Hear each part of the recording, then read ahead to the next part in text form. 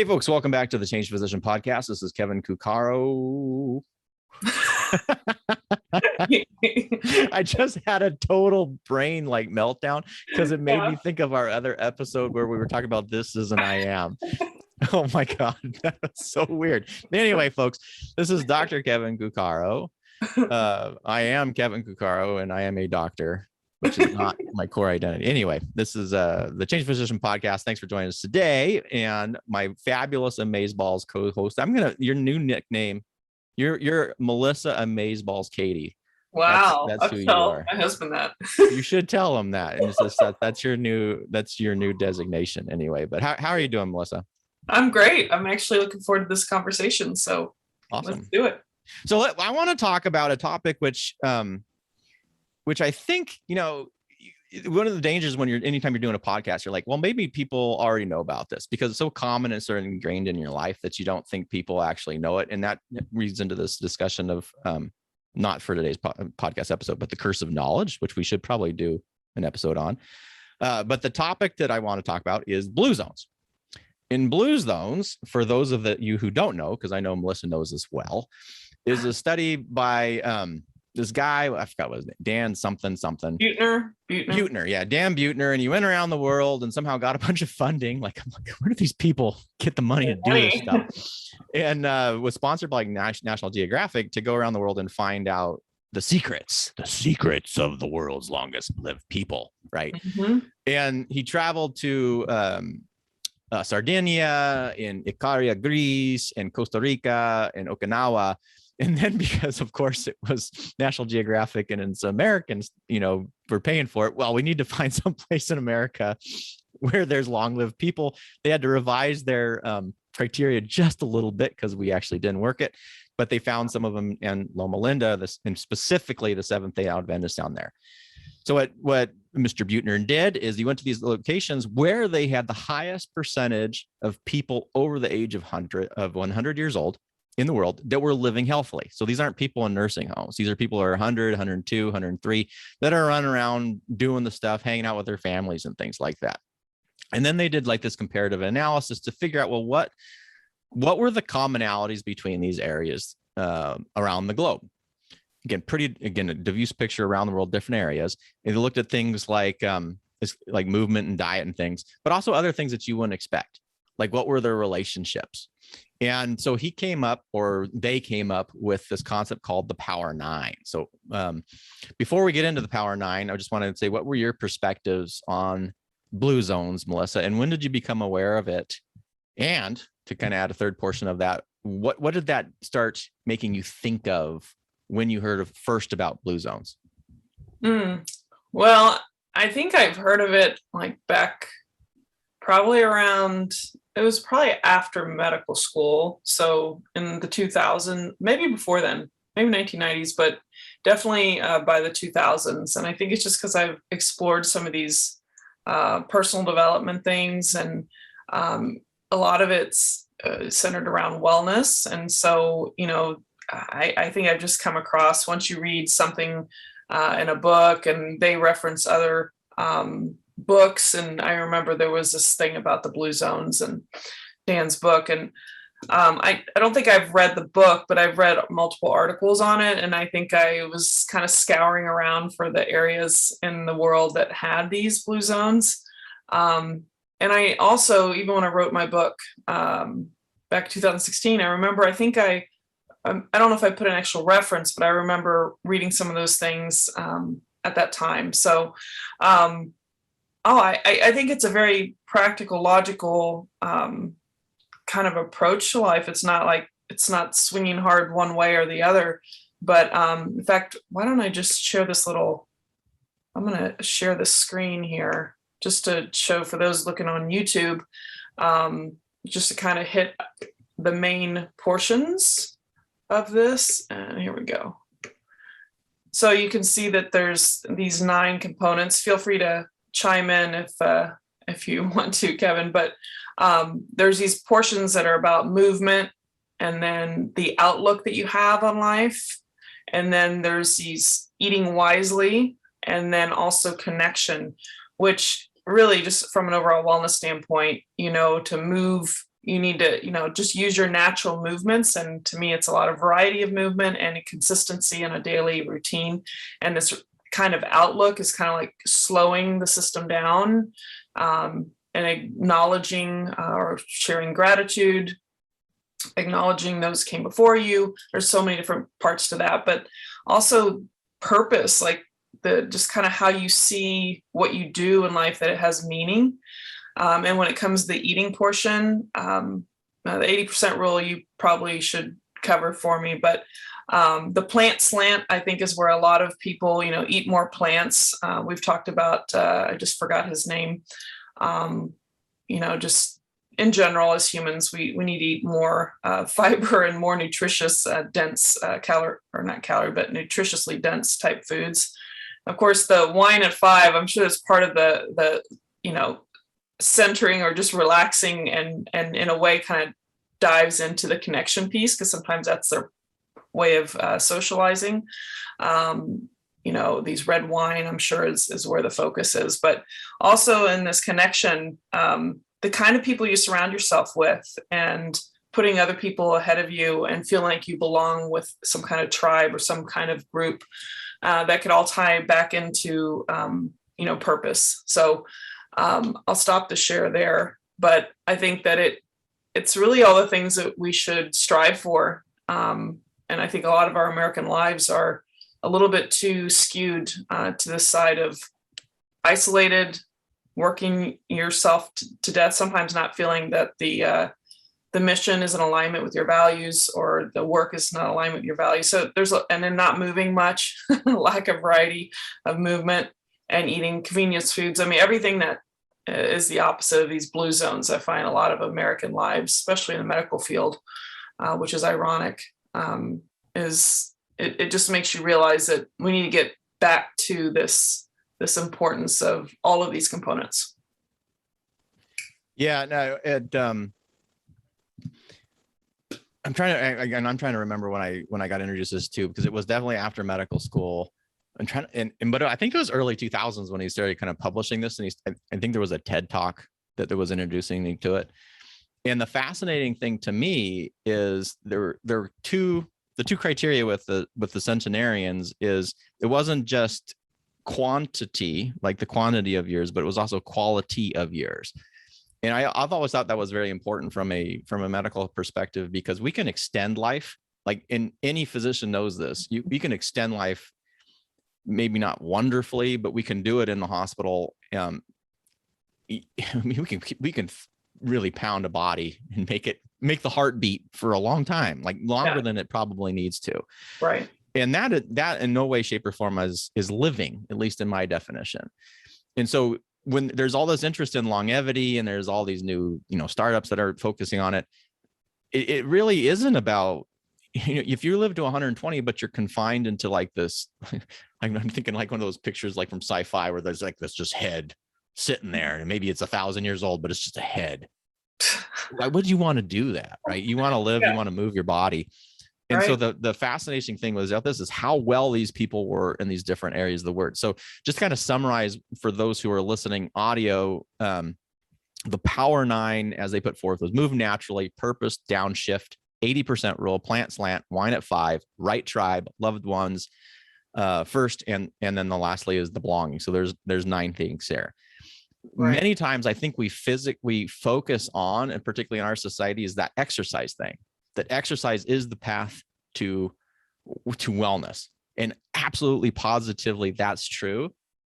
But the idea that you have to go into a gym every single day and be cut and ripped and look like all the models and how they're selling all the fitness programs is simply not true. And then when you look at the power 9, that was only one of the 9, right. And over half of them, to me, were not what you would typically talk about being physically related. Like, so when we're always talking about physical health versus mental health, and there's so much focus on physical health, there's more and more emergence to this, to the concepts of when it comes to mental health and recognizing the importance of anxiety and depression or whatever. But I still think that we minimize that. And yet, when you look at longevity, those are so important. Connection, purpose, sense of safety and empowerment, all of those things have such a huge impact on health. The other part about the blue zones that I thought was fascinating, I can't remember if I learned about this before or after blue zones, was an old study.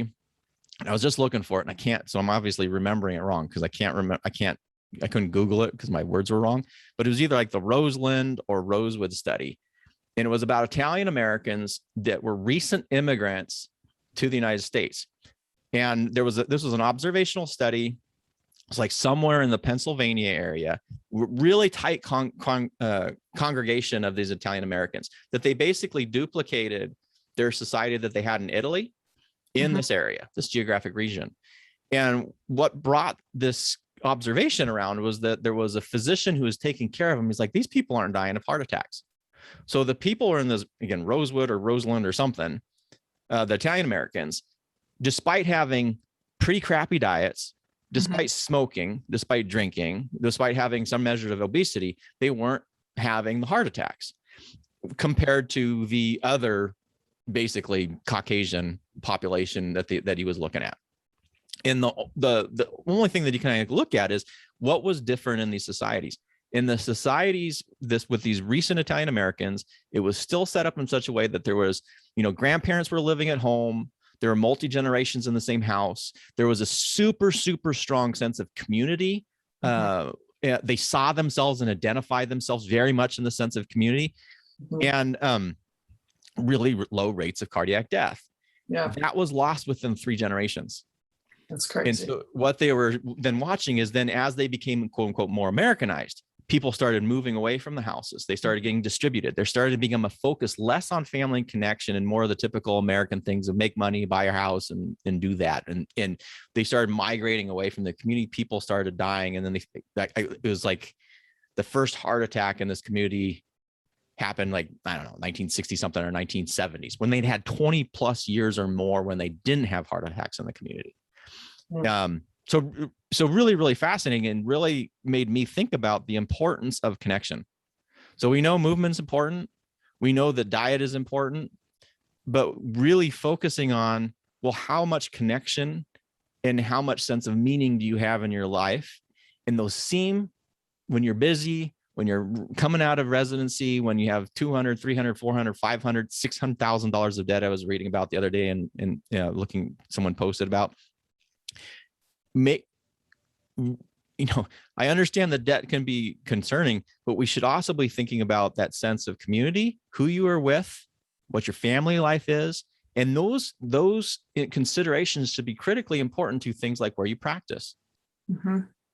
So people will often say, well, go to a low cost of living area.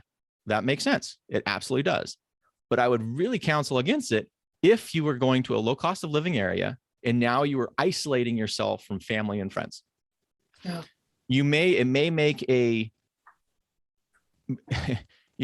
from a financial standpoint, it may make a lot of sense, but from a health and wellness standpoint and quality of living standpoint, it may not.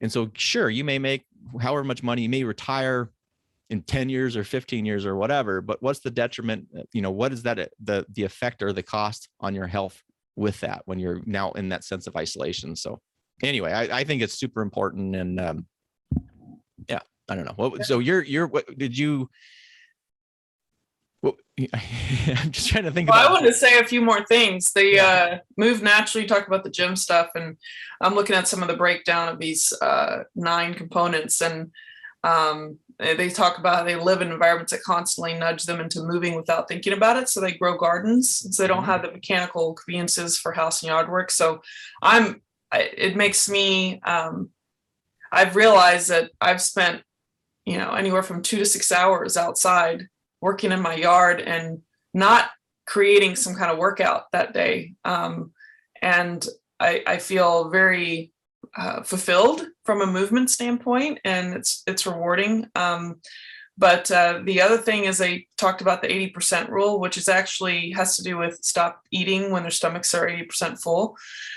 So they talk about that 20% gaps between not being hungry and feeling full could be the difference between losing weight or gaining it.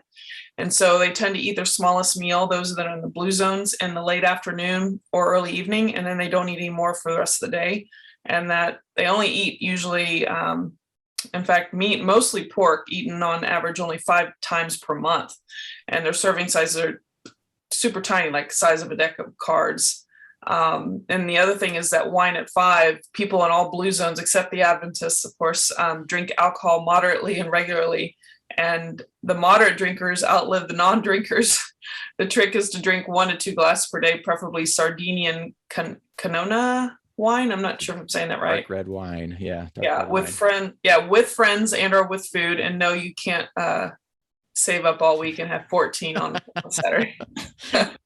But yeah. I love that. And they talk a lot about the Okinawans, which just makes me smile because I have 3 Okinawan spinach plants in my backyard. It makes me feel connected to the blue zone. So I know a total dork there, but I absolutely love my Okinawan spinach. It's like green and purple, and it's very productive in its production, especially the more you eat it, the more it makes. I do want to make a comment. I realized, and do you know of which cities in Turkey are they in the blue zone? In Turkey, like the country Turkey? Yeah. I don't think that they had a blue zone in Turkey. Okay, well, they might not, but I just have to mention, there was a woman from Turkey that recovered from COVID at 116 years old, which makes her the second oldest to survive. There was some other 117-year-old from France, but there could be some one-offs and randomness and genetic miracle type people that may have great telomeres and not a lot of overactive telomerases, for those that love epigenetics and longevity kind of stuff. I noticed we say longevity and longevity different. Who's right? Yeah. I think you say longevity, I say longevity. Is tomato? I usually think, if I said longevity, it's just because I'm lazy and slurring it. I tend to say longevity, but I think either one of them is okay. I'm just curious. Yeah. I was thinking I said it wrong. No, I don't think. I think either way is fine. Yeah. I think either way is fine. The returning to movement. Yeah. After just saying how I think we overestimate it. The other thing that was interesting, so you look at these regions, Sardinia and Icaria specifically. So we know the Okinawans are gardening, but the Sardinians and the Icarians are on these rocky islands, lots and lots of steps, and they're moving up and down, right? It's a requirement there. And so that always made me think of as we have this weird focus in the United States and probably most other places. And there's like anything you want to look at in moderation, but there's this aging in place, or we try to make the physical environment more comfortable as we get older, rather than to increase our physical capabilities or maintain our physical capabilities so that our environments are still comfortable. And I kind of think about it when it comes to houses with steps. They're like, well, buy a ranch house so you don't have any stairs in your house. Well, maybe as we get older, it's important to have steps. Yeah. So I like that. Yeah, it's a forced activity. Like you would definitely want to do more, but you're still doing something. And or I'm not arguing if there's geriatrician, Dr. Cuccaro, you're trying to kill people. I'm not trying to kill people, and I'm not saying don't be safe about it. But when you make these environments so quote unquote safe, where there's absolutely no risk inherent in them anymore, you also decrease the realms of challenge for the individual's physical capability. So maybe we should actually be having houses with stairs as we get older, rails so you can hold on to them, but there should be something that encourages you to walk up and down those stairs. And then maybe you have like a suite, or maybe you have a small room in case you get a broken hip and you have to recover, right? Right. But when you recover, then you start using those steps and stairs again. And you're preaching the choir here. Yeah, I know, but isn't that interesting? Because you look at all the stuff on aging, and you say aging in place, and it's all about starting to eliminate the physical challenges that many way, shape, or form may be important to help us to age healthily rather than safely. And I don't think it has to be either or with that. So I don't know. It's just fascinating to me because those Icarians, no one's saying, oh, we need to create a little elevator lift to get you up on those rocky shores. No, when they want to go visit their buddy down in town, they walk down those roads and then they walk back up them again. I know. oh boy, I've had this kind of conversation many a times with family and friends. But those chairs that push you up for you, Oh God, yes. those getting, my grandmother who had some balance issues, but mainly because she had a bleed around her cerebellum and from a blood thinner that was given. Anyway, long story. Just like one of those things where, I was there to catch if she couldn't get in the car, but I encouraged her to challenge herself to get in the van, because I knew that she needed every opportunity at 90 years old to keep her strength. And no, there's inherent built-in activity and challenges, just like people saying take the stairs to the elevator. Like, it's one thing if you have to, roll in 3 different suitcases into an elevator, but if you're just carrying your body or one small bag and you don't have to, worry about getting too sweaty from it, then, just do that instead. Like it baffles me that how people think these little things don't add up, and they add up. Well, and then from a perspective, this is kind of going outside the realm of what we have control in as physicians, but there's ways to frame that choice architecture. So there's a building, I think it's in Seattle, and what they did is they made the center point the stairways. So the obvious choice to get up to higher floors was by the stairways, and they put, instead of having the elevators in the center and the stairways in these dark, often right, you have to search for them. Like that's annoying when you have to search for stairs. Like I hate that. Yeah. But they pushed the elevators off to the side. And the other thing they did on the stairwell is then they put all these windows. So as you go up, there's all these gorgeous views. So people are encouraged to go up these stairs. And the other thing that they found as they did it now, as you have more people doing the stairs, is it encouraged inter-office and inter-business conversations, because now you're seeing people on these stairs. Yeah. And how much more could we do, even from I'm trying to tie this into more like we as healthcare providers, or I hate that word, clinicians, as physicians, what can we do that is beyond just simply the prescription pad and sitting in our office, that we can actually encourage environments of health, whereby that environment we're encouraging, by subtle methods of persuasion, which choice architecture is, to encourage health, even in our waiting rooms, even in our practice patterns, even in the therapies that we are recommending or prescribing to our patients. So yeah, well, that takes creativity, because it's all about convenience and incentives. Those have to kind of interplay together. But to the whole reason I think we're bringing up this blue zones is that I think all of us should strive for those components in our life. And I think we need to reflect and be aware of the choices we're making and how it's pulling us away from that type of living. And recognize, I think as we get older, we recognize it more and more that these are critical parts, and that it does take some choices to move in a healthier direction. So I do like the idea of kind of constructing it in a format, constructing your life where you, like, even for gardening, like when I go outside, like there's just so many benefits to that. And instead of paying someone to do it, I save money. It's like a dual benefit. I save the money, I get the exercise, I get out in the sun, I get my more vitamin D production. I witness nature in ways that you don't really get to do inside the house. And so I think there's a lot more gratitude for just the amazingness of things too. And acknowledging, my gosh, the century we live in and what we have compared to thousands of years ago. It's great, but we have to be aware of, if we overutilize the convenient choices of today's modern society, it can actually maybe do more harm than good. And if we want a good quality of life later, you're going to have to create these habits that are in our best interest. There you go. Absolutely.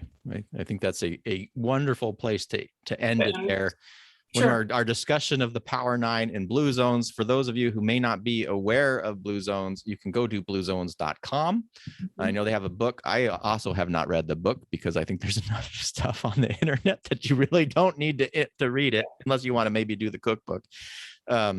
But some really powerful information and some actually additional projects that are coming out of it. So anyway, if you have anything else to add, Melissa, otherwise I think take us out, Amazeballs. All right. Well, Miss Amazeballs, Challenge Doctor, Dr. Melissa Cady, that is me.